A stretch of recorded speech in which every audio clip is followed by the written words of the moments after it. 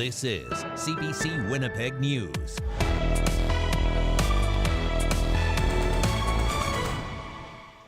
Good evening. Thanks for joining us. Tributes are pouring in for the late Murray Sinclair and the political divide. The former lawyer, judge, and senator died this morning at the age of 73. His family says he passed away peacefully, surrounded by loved ones. Sinclair spent much of his life fighting and for justice for Indigenous people. He was head of Canada's Truth and Reconciliation Commission, where he confronted truths this country is still grappling with.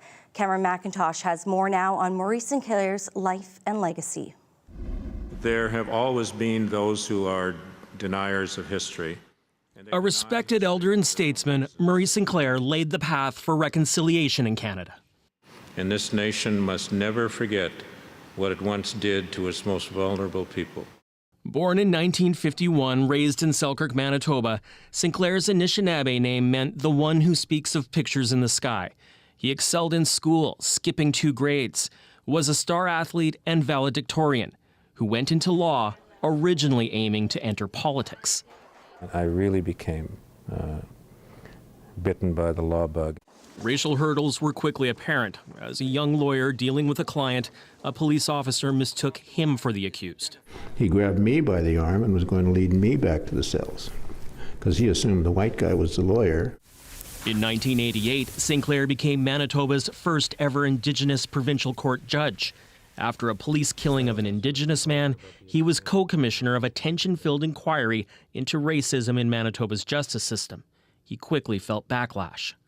An RCMP officer came to my house and said, we have information that a City of Winnipeg police officer has threatened to kill you. Nothing came of it. Sinclair kept asking hard questions. He rose to Queen's Bench and also led an inquest into the deaths of 12 infants in pediatric care in Manitoba.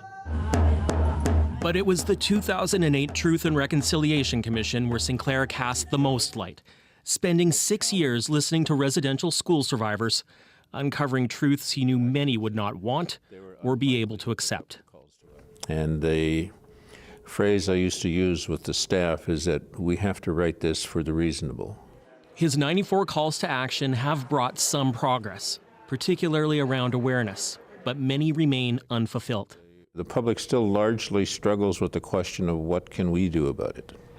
Shortly after the TRC, he did get that career in politics, appointed as an independent senator in 2016. He served nearly 5 years, a platform he used to promote reconciliation. I've been involved in the work of the Truth and Reconciliation Commission. Why can't you just get over it and move on? And my answer has always been, why can't you always remember this? He turned down consideration for Governor General, citing a desire to spend time with his family, but was a member of the Order of Canada. Through it all, he became one of Canada's most respected Indigenous voices. A mentor to many, including Manitoba's first Anishinaabe Premier, through his career, Sinclair dealt with countless stories of pain, despair, and racism, but at his core remained an optimist. As long as we have that belief in the need to improve the future, then the future will be improved. Change he acknowledged would be slow, but remained confident is inevitable. Cameron McIntosh, CBC News, Winnipeg. From Ottawa to Winnipeg, leaders offered their thoughts on the passing of Murray Sinclair. His life and career left a mark on many Manitobans. As CBC's Cameron McLean reports, legislative members held a ceremony today to honour the late senator. Moments of comfort amid a monumental loss. Members of Manitoba's Legislative Assembly gathered outside to mark the death of Murray Sinclair. Is there leave for a moment of silence? Leave has been agreed. Inside the legislature, the tributes continued. On a personal level, Mr. Sinclair has been there my entire life. Premier Wab Kinew called Sinclair a great Manitoban and Anishinaabe who pursued justice and advanced reconciliation with Indigenous people. The acting Grand Chief of the Assembly of Manitoba Chiefs says he was always there to offer guidance. No, he was always caring for for the First Nations and bringing awareness, especially through truth and reconciliation. Sinclair served as the first Indigenous judge in Manitoba. Court of King's Bench Chief Justice Glenn Joyal called his impact undeniable. Murray Sinclair was an undeniably historic and exemplary figure who, worked to inspire and challenge a whole generation of Canadians. In Ottawa, federal leaders, including the Prime Minister, paid tribute. And he will be missed. St. Boniface MP Dan Vandel called Sinclair's work on the Aboriginal Justice Inquiry a political awakening. It was great to be able to walk down the street and have coffee with him or sit on a plane back and forth from Winnipeg. I'm incredibly sad today, and I and Canada are really going to miss him. For many in Manitoba and across Canada, he remains a beacon on the road to reconciliation. Cameron McLean, CBC News, Winnipeg. The woman who was killed near Portage Place last week is being remembered as a loving mother to her 4 children. Brianna Close died after being found critically injured downtown in the first 100 block of the Promenade on Thursday. A relative says the 28-year-old was a college graduate who once worked in healthcare.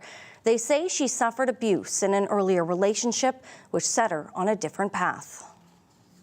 She was loved, and she was not just, someone to be thrown away. She was a person, she was a mom, she was a woman that was strong, and she deserves the justice, and her children deserve answers. Her family has placed flowers at the spot where she was found. 32-year-old Ryan Kennedy has been charged with second-degree murder. Police say the two knew each other but wouldn't say how. A 39-year-old driver was attacked with bear spray, pulled from his vehicle, and run over by a carjacker. It happened around 2 Sunday morning near the intersection of Sherbrooke Street and Ross Avenue. Police say the carjacker bear sprayed the driver, hauled him and his dog from the car, robbed him, and then hit him with the stolen car as he fled. It's the second time in 10 days a victim was run over as the carjacker fled with their vehicle. The Manitoba government says it has what the world needs when it comes to critical minerals used for technology and the green economy. And part of a newly unveiled strategy aims to speed up the work and better involve Indigenous communities. CBC's Gavin Axelrod has more. The Manitoba government rolled out its critical mineral strategy Monday, touting the resources that already exist in the province. Manitoba is home to 30 of 34 critical minerals on Canada's critical mineral list. Think of things like lithium, cobalt, copper, and graphite, among others. But they need a quicker way to get them out to the world. We know that securing our critical mineral supply chain, especially as we expect demand to double by 2040, makes having this type of strategy even more important. Part of the plan is to streamline projects. Economic Development, Investment and Trade Minister Jamie Moses expects the provincial single service office to be open in the near future. Welcome to news for the Mining Association of Manitoba. Ever in this one-stop concierge or like a triage type atmosphere, you can go in and have everything in one fell swoop. Another pillar of the strategy focuses on Indigenous partnerships and economic reconciliation. Actions like a revenue-sharing model for mining in collaboration with First Nations and working to support Indigenous participation in mining and workforce training. Indigenous leaders say everyone in the mining sector, along with the government, has a role to play in making sure the plan becomes reality. And I think that's the most important thing when we talk about reconciliations, is actually come down and sit together, make an agreement with the treaty people of the territory. And of course, there's that looming U.S. election that has government and the industry watching to see what impacts it might have on trade. But regardless, Manitoba's open for business, and if the United States wants to engage us in some purchases, bring your checkbooks. And those in the sector hope business is about to pick up. Gavin Axelrod, CBC News, Winnipeg. Let's bring in weather specialist Riley Laychuk. We had a couple gremlins in our technology to start off the show there. A case of the Mondays. And you know what? I think we had a case of the Mondays outside today, too. It was a little gloomy. That, and you think about the time change as well. Really, I know, it feels late. But here's a look at our daytime highs from today. 7 degrees is where we got to in Winnipeg this afternoon, above seasonal for this time of the year. Some 8s back to the west as well and around the freezing mark. That was our high temperatures, many of these happening closer to the lunch hour compared to that to where we've fallen to. Close to freezing in Brandon, 4 in Winnipeg, and 4 to 6 degrees through parts of northwestern Ontario. We've seen mainly clear, mainly sunny skies throughout the day today. The rest of that cloud cover starting to push its way out of southern Manitoba. So tonight, mostly clear skies down to -5, southwest winds staying light through the evening hours tonight. Mostly sunny, -4 by the time we hit the morning. Yeah, it's going to be a bit of a chillier start than we're used to tomorrow morning, and then we're looking at a mostly sunny 7 again tomorrow. When I come back, I'll tell you how long temperatures like these stick around. All right, thanks, Riley. You're welcome. Coming up, demand has skyrocketed and the Christmas cheer board is trying to reduce the number of double dippers. We'll explain what we mean straight ahead. Stay with us.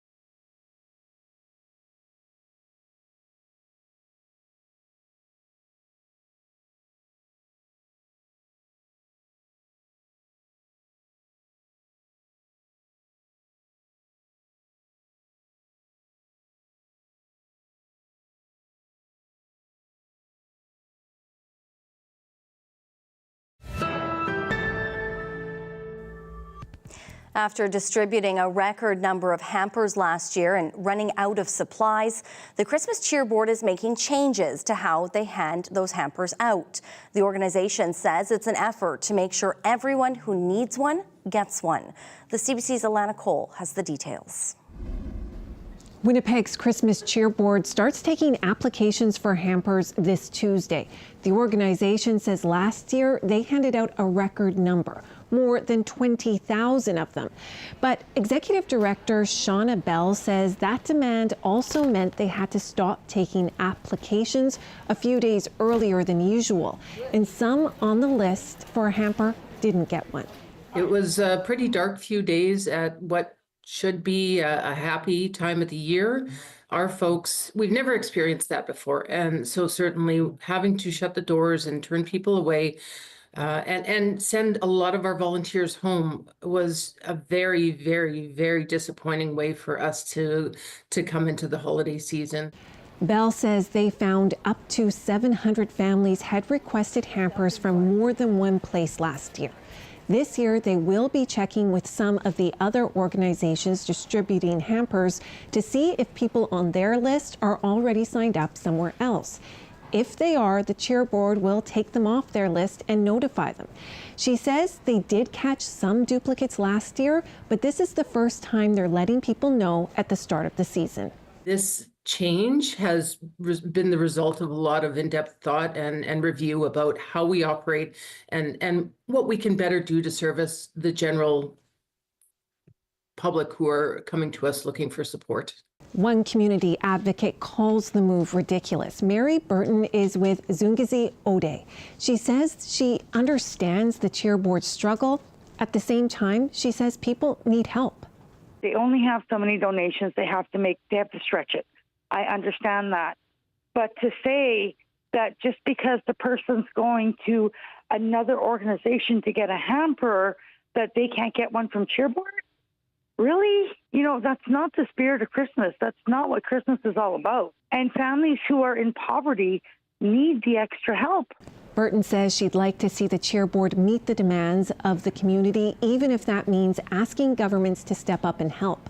Bell says she is looking to have conversations with governments about that for future years. For now, Bell says they're projecting they'll be providing about 21,000 hampers this year. Alana Cole, CBC News, Winnipeg. A Winnipeg man has been sentenced to 15 years behind bars for starting a 2022 Christmas Day apartment fire that killed 2 people. Ethan Powderhorn broke down crying in the prisoner's box today as he heard from the families of 2 people who died in the fire he started. The family members told Powderhorn through tears how their lives had been changed forever by his actions and say they hoped he would get the help he needs. The 28-year-old has fetal alcohol spectrum disorder and a brain injury and was described as a vulnerable person who needs help living on his own. The fire he started sent 6 of his neighbors at the Warwick apartments to hospital, including the 2 who later died of smoke inhalation. Powderhorn's sentence was the result of a joint recommendation between Crown and defense lawyers. As a postal strike looms, Canada Post workers and their supporters gathered at the Manitoba legislature yesterday. The union was in a legal strike position as of Sunday, but they and Canada Post agreed to a 72-hour notice before a strike or a lockout. Jeff Didham has worked as an inside postal worker in Winnipeg for the past 15 years. We're the middle class. We deserve to have a future, and the new people coming on are just going to get screwed over. The union says Canada Post's offer of annual wage increases amounting to 11.5% over 4 years is far from what they're demanding. Canada Post says the negotiations come at a critical time as it deals with financial and operational challenges amid competition from other parcel delivery services. Employers at BC ports are locking out more than 700 foremen across the province in response to some strike activity by union members. The lockout will shutter terminals operated by members of the BC Maritime Employers Association. Those facilities are located across the BC coast from Victoria and Vancouver up to the Alaskan border. Business leaders are concerned about the possible impact on the country's supply chains. You know, this is also a blow to our reputation as an international trading partner. You know, those international markets rely on Canada for stability, and our ports have been nothing but unstable for the last couple of years. There have been multiple disputes that have shut down the ports or threatened to shut down the ports. And so this sends another message that Canada isn't open for business, and that is very concerning. The employers say the lockout won't affect grain or cruise operations. This lockout follows strike activity by union workers at some terminals. Yesterday, the union said employers have overreacted to the limited job action. It said it's their intention to restart talks that started almost 2 years ago but have since stalled. Both sides met for talks last week to try to avoid a work stoppage.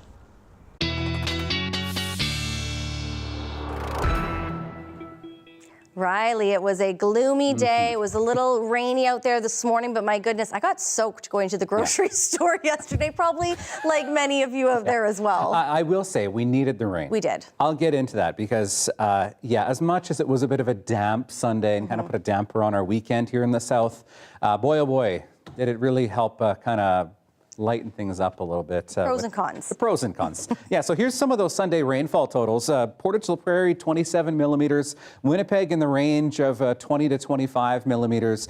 Most of this actually falling later in the day, although we did get a few millimeters earlier in the morning on Sunday. 20 in Morden and 8s in both Brandon and Kenora. I mentioned that we really needed this rain. I'm going to show you some stats from October here. Have a look at some of these numbers. So Winnipeg, in the whole month of October, we got 9 millimeters of rain. That's 22% of our normal, what we should get for an average October. 12% of the normal in Morden. Brandon getting about 25% with only 8 millimeters of rain. Dauphin only getting 6 millimeters through the month of October. So certainly a very dry month in October and a bit of a wetter start to November. A couple things happening. First off, look at this big trough in the jet stream here. This is allowing a lot of that cooler northwesterly air to really flow into the southern prairies and not only cooling our temperatures down today, a cool night ahead, but also bringing some snow to parts of southern Alberta. So we're looking at kind of a change in our pattern, albeit still above seasonal for this time of the year. We still have this area of low pressure hanging around the Hudson Bay coast this spring. A few flurries through the overnight period, even into the early morning for places like Churchill, Shamattawa. Look at this next area of low pressure here, forming in Alberta. This looks like it will bring some accumulating snow to parts of southern Alberta starting Tuesday morning. But look at what happens to this low as that trough in the jet stream kind of takes it and pushes it south. So giving Manitoba a miss for the most part. Could see some scattered flurries, though, as we head into Wednesday, but a lot of a cloudier day is what we're looking at on Wednesday, and that's really the impact from that system, and that's about it for the impact as we head Wednesday. Into Thursday, we're looking at skies clearing out once again, much brighter skies, but then the potential for at least some more precipitation through northern Manitoba as we get later into the week. Your wake-up temperatures look like this, -3s, -5s in the west. Winnipeg, -3, -4 first thing in the morning around that 7 o'clock hour, 0 in Kenora. Looking at the next few days, up to 7 tomorrow afternoon, 4 with some sunny breaks, Brittany, for Wednesday, and then we're looking at temperatures really jumping up once again into next week. All right, thanks, Riley. You're welcome. Much more to come. You're watching CBC Winnipeg News. Stay with us.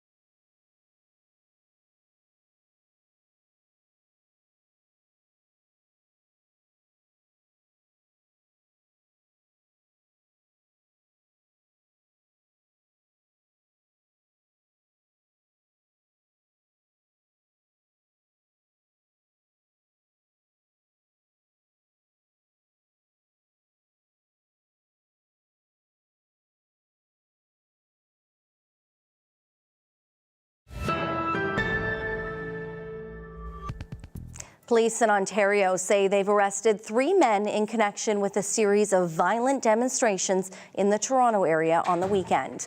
One of them took place outside a Hindu temple and another at a Sikh Gurdwara. CBC's Jamie Strachan has more.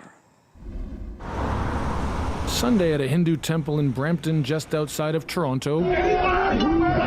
Violence.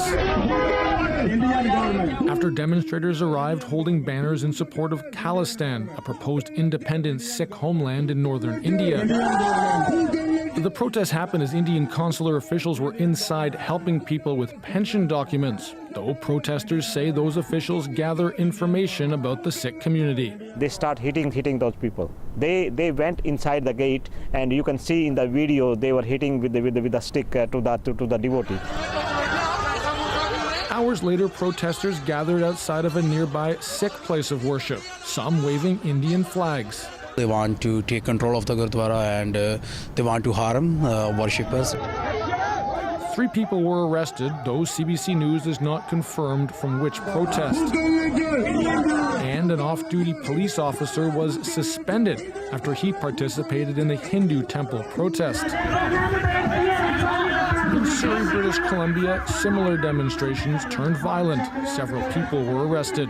This is now sort of breaking out into fights and violence and attacks that are physical at these places of worship, whereas before it seemed to be acts of vandalism that happened in the middle of the night. Particularly at places of prayer, that is just wrong. In Canada, the violence was condemned at all political levels. It should not be happening where people are attending to pray or attending to find peace, and to have violent clashes there is just completely wrong. On X, Prime Minister Justin Trudeau called the violence unacceptable. But these local incidents were also noticed in India. Its Prime Minister condemned what he called a deliberate attack on a Hindu temple, adding that he expects the Canadian government to ensure justice and uphold the rule of law. Relations between the two countries are tense after Ottawa accused India of orchestrating attacks on Sikh activists on Canadian soil, including murder. India has denied the allegations. Meanwhile, in Brampton, a heightened police presence continues. Jamie Strachan, CBC News, Toronto.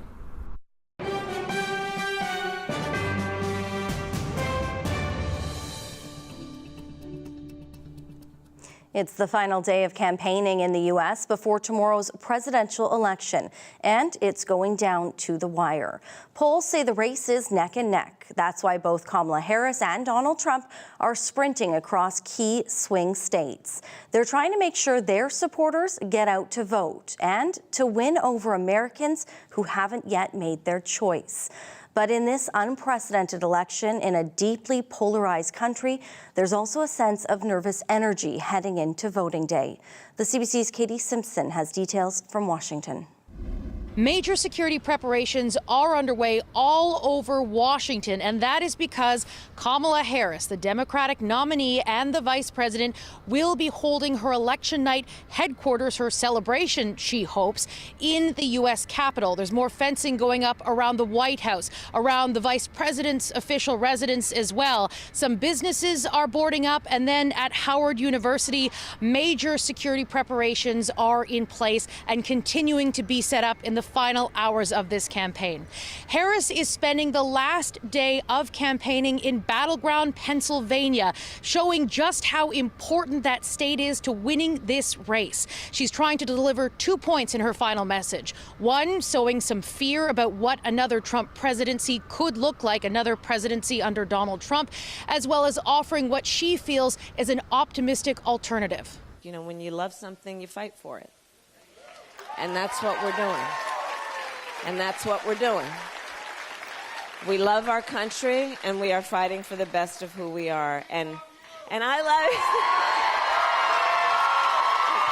Thank you. I love you. Donald Trump is spending the final day of the campaign hitting 3 different battleground states, and Trump is doing what Trump is known for. He's delivering a message that is not exactly the script his advisors have recommended, launching into attacks, personal attacks on his opponents as he tries to really rally his base. So on Tuesday, stand up, you have to do it, and we have to tell Kamala that you've had enough. Kamala, We're not going to take it anymore. Kamala, you're fired. Get the hell out of here. Polls in swing states as well as national surveys suggest that this race remains razor thin, coming down to the final push to get out the vote. Katie Simpson, CBC News, Washington. Meantime, Trump is planning a big election night party near his estate in West Palm Beach, Florida. And along with that comes a host of security challenges. CBC's Chris Reyes is nearby with a look at how authorities are preparing. Security preparations are already underway at the Palm Beach County Convention Center, where the Trump campaign is holding a big watch party on election night. While we don't expect or want any trouble or issues, I just want to let everyone know that if you are thinking about or planning on coming to our great city to cause problems, don't do it. It won't end well for you. Security measures will include road closures and increased police presence, especially in the downtown area. I'm going to bring a couple correctional buses down there, which is a nice name for jail. So if at the slightest inclination that things are getting ready to heat up and get out of hand, we're going to stop it real early. At Mar-a-Lago, this is as close as supporters could get to Trump's estate. Hopefully it can be a peaceful transfer of power, if there is a transfer of power. I'm hopeful that we'll be able to contain it. We have a good sheriff's department here. This country has got to be united. We're not going to get nowhere. Expect security to really intensify when Trump arrives. He's expected to vote here on Tuesday. Chris Reyes, CBC News, West Palm Beach, Florida. Make sure to join CBC News for election coverage tomorrow. We'll have a crew in Fargo following developments, plus Chief Correspondent Adrian Arsenault will have full America Votes wherever you find CBC News, beginning at 7 o'clock Central Time. Spain has deployed more soldiers to the east of its country. They'll assist in the recovery efforts from deadly floods that caused catastrophic damage last week.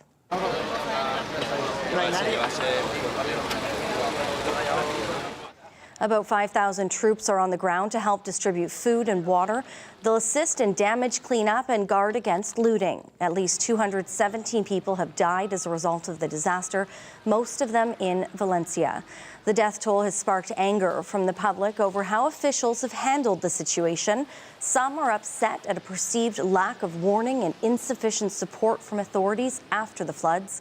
Last Tuesday, a heavy downpour of rain caused riverbanks to overflow. The wall of water swept away almost everything in its path and caught many people off guard. This is considered the deadliest storm in the country's history. Javier de Roque is a former Winnipegger living with his family in Valencia. He says they're lucky they live on a higher floor in their building. Well, they're safe. He says the area is devastated. Earlier today, he spoke from the region with CBC's Emily Brass. Well, of course, yeah, everything at street level for all these towns. Just to give you an idea of the area that we're talking about, would be, say, about the size of half of Winnipeg, being completely under 2 to 3 meters of rushing water, all of a sudden, like a tsunami, but from the interior, where the rains came down from the mountains all of a sudden, and then just overflowed the rivers and just completely flooded. And it happened in less than an hour. You really can't fight the nature of the water at that point. You just do whatever you can immediately, and we've never seen anything like this. The last huge flood here was in '57, and some 80 people died, and that resulted in a huge diversion of the main river of the city. And you can see this is far, far higher casualties because people weren't expecting anything like this to happen, so they tried to remove their cars from garages and move it to higher water, and that just became a death trap for so many people. You mentioned your neighbors downstairs not faring as well. You've got friends in Valencia. How is everyone doing? Well, it really depends where you were. So yeah, the evening that this happened, I live on the upper floor. My house is the upper half of a home here in Valencia. Our downstairs neighbors and an 89-year-old woman with 2 cats, right? So her house instantly flooded, and we couldn't get the front door open because of the water pressure. By that time, the water was at about 1.8 meters. So we jumped over the wall of our interior patios and had to get her out that way. But if you can imagine, by the time that we had managed to pull her from her house, the waters were nearly at my head, and I'm 6'3", so it was very, very high and muddy, horrible water, like swimming through a sewer. Message would you want to send people listening, about the current situation right now in Spain? Yeah, the situation is awful. The people, though, are really, really making a big difference. And there's a lot of groups like the Spanish Red Cross that are really helping out, and the fire departments. If anyone wants to try to make donations to things like the Red Cross, they will come in very handy, I'm sure, because this is a huge, huge disaster here, and a lot of towns are affected.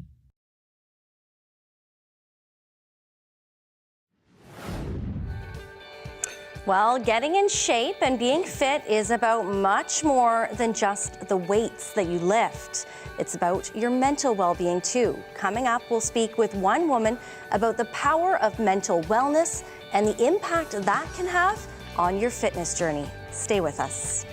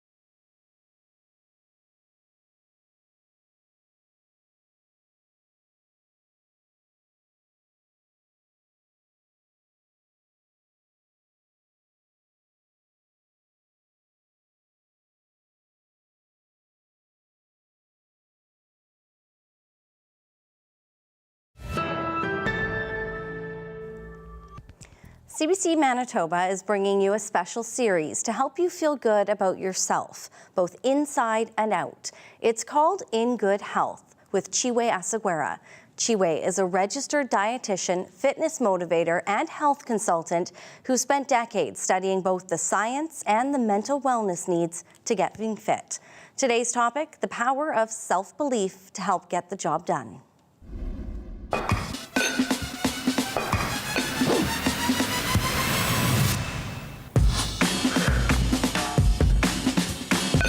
When it comes to making a health change, it might feel like there's an extremely tall mountain between where you are now and where you would like to be.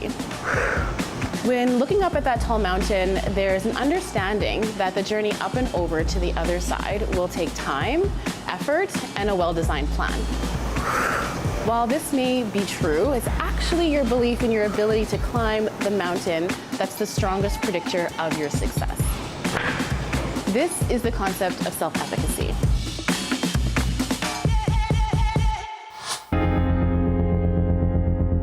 Think of it as your belief in your ability to achieve a goal. It's like having a personal coach, a cheerleader, or motivator right by your side. But that person is actually you. Holding this belief in yourself can be hard. Our minds so easily drift towards what's not done rather than what was. Over the years, I have discovered, for me, self-efficacy feels really closely connected to an understanding of who I am as a person. Growing up as a settler in the Prairie Provinces on Treaty 1 territory by way of my parents who immigrated from West Africa, Nigeria, has shaped much of who I am today. In high school, I was an athlete and played most sports relatively well. I enjoyed sports, and the structure of high school helped me stick with it. In university, sticking with a consistent fitness program was hard. In the gym, it seemed like everyone but me knew what they were doing. I struggled at being consistent with my workouts. This is when I became what I now call the start and stop girl. I would hit the gym consistently for 1 to 2 weeks and then fall off the wagon for 1 to 2 months. I needed an anchor. This is when I discovered fitness modeling and bodybuilding competition. Although the diet and training methods to prepare for the competition were quite restrictive and not suitable long-term, it's clear to me now that self-efficacy was strongly at play. Self-efficacy reminds you that you can do it, whatever that is for you.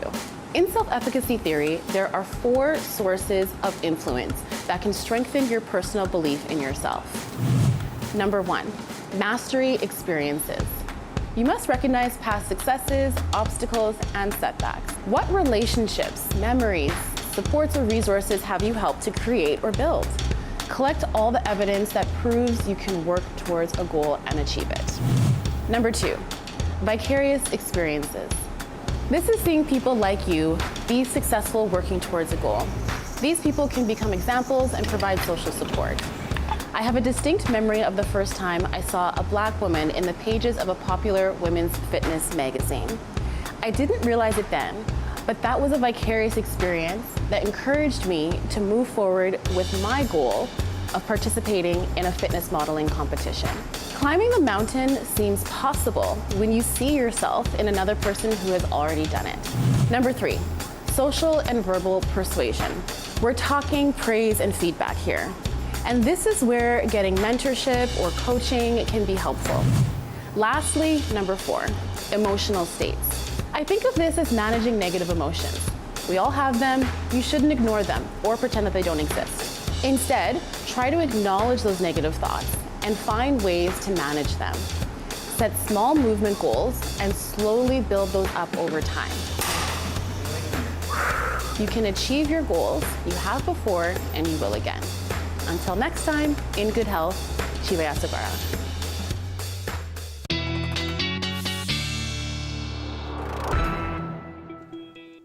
Riley's back, and Riley, I know a lot of parents that are struggling with that time change that happened yesterday. Not so much the parents, but the kids, and then it means the parents struggle, and it's dark when we get up, it's dark when we go to bed. You Not can't just win the right parents, now. the pet owners. Yes, that too.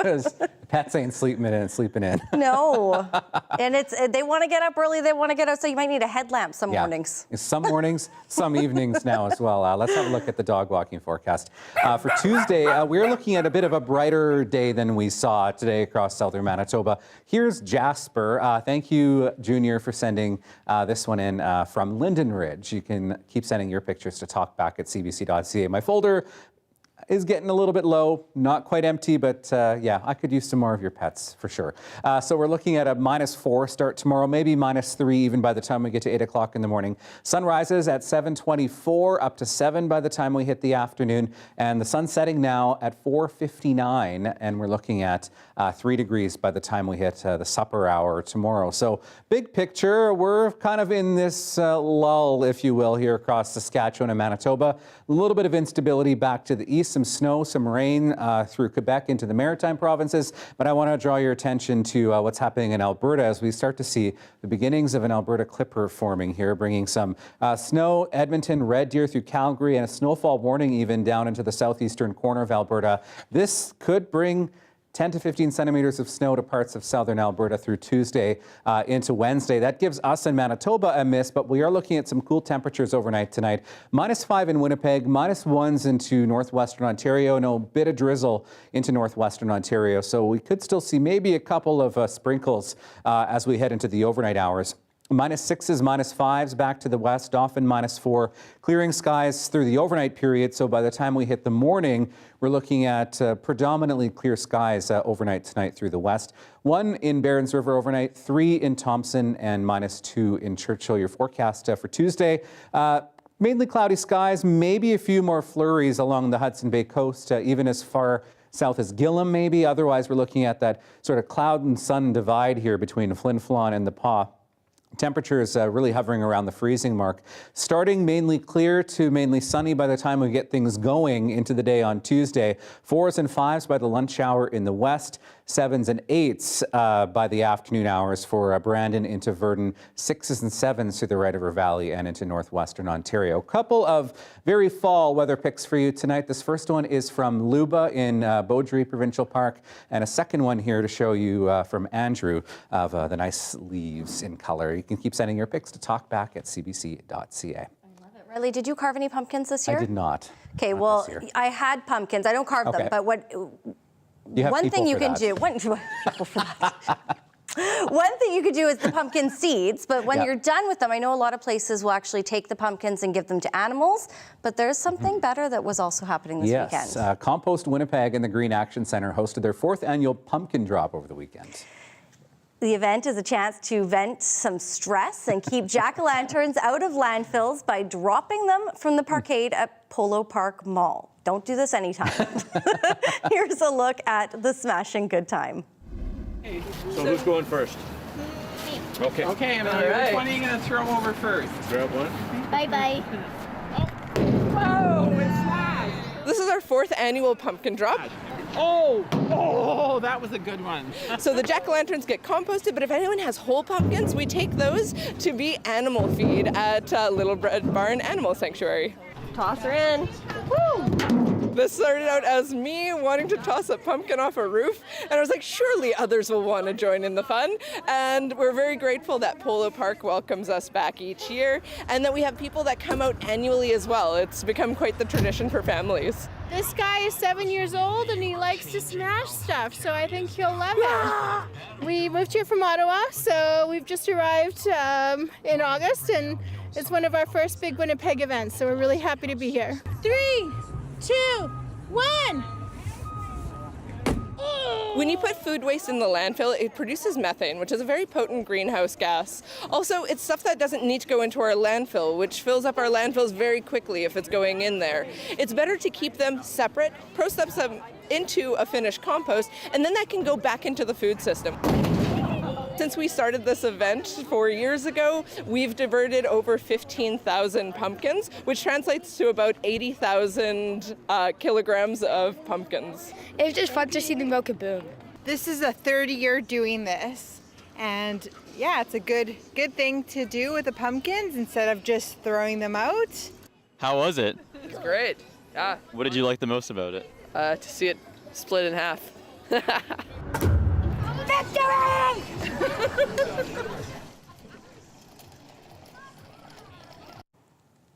Some incredible new images to show you from Canada's east coast today.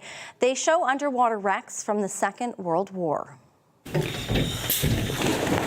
Divers from around the world come to Conception Bay, Newfoundland to see 4 wrecks that are close to shore and well preserved. The ships were loaded with iron ore when they were torpedoed and sunk by German U-boats in 1942. A pair of divers in their underwater drone found an open hatch on one of the ships. Other images show a German torpedo. Its battery power pack is fully exposed, but the warhead missing. And gauges are still readable in the wireless room of one ship. From disaster, new life has emerged. The ships now have artificial reefs brimming with sea life. Still ahead, Riley is back with a last check on our forecast. You're watching CBC Winnipeg News.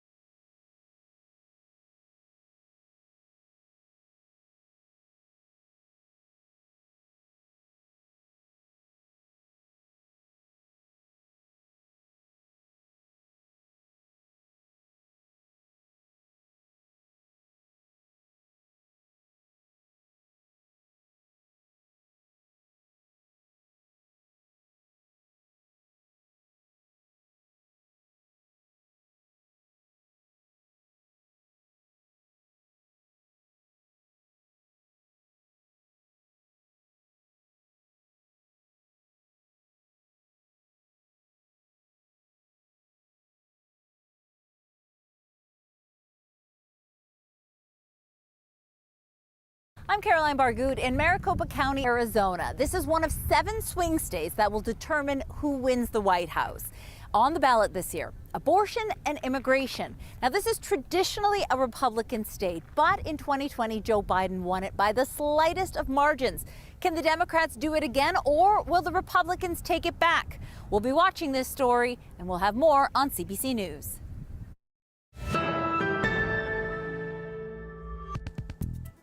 The man behind some of Michael Jackson's most iconic songs has died at the age of 91.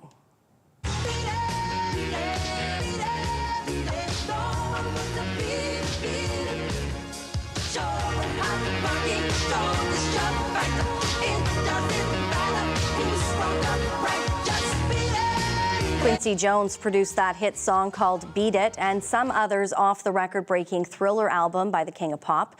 It was the world's best-selling album ever. Jones had a career that spanned 7 decades. He greatly influenced the evolution of pop music. He started out as a musician and learned how to play as many instruments as he could. But eventually he moved into the studio, where he also produced film and television.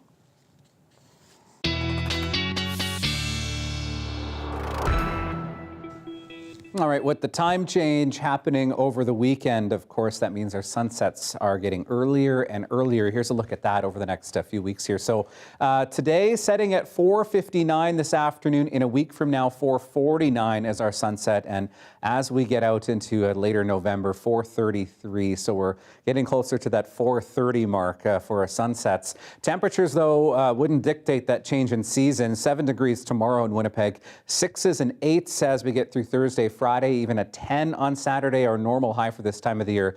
2 degrees and those warm temperatures and the sunshine hanging around into the later part of the weekend, into early next week as well. And watch for a couple of days where we could see some breezy conditions. Thursday, winds out of the southwest at 20, gusting to 40.